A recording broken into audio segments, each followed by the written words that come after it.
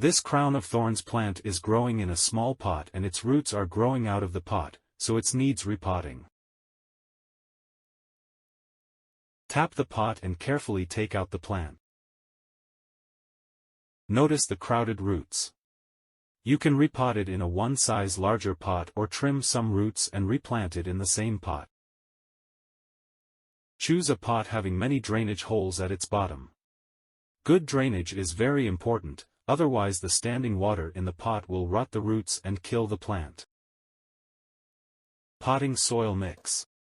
Use a succulent soil or make your own by mixing some coarse river sand and some compost in a regular potting soil.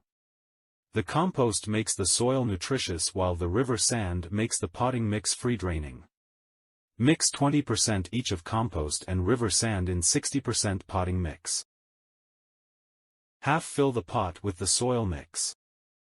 Carefully place the plant in the pot, making sure the roots are well covered with soil and the plant is at the same height in the soil as was in the previous pot. Gently press down the soil around the base of the plants for stability.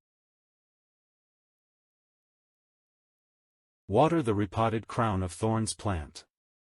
But remember not to overwater, as succulents prefer slightly dry conditions. Overwatering is the #1 cause of death for succulent plants, so it is important to use the right type of pot and soil to repot the crown of thorns plant.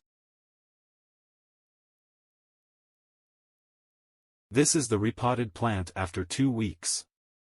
Note that new leaves and flowers have started to grow. If you found this video helpful, don't forget to like, subscribe, and share it with your friends. Thanks for watching.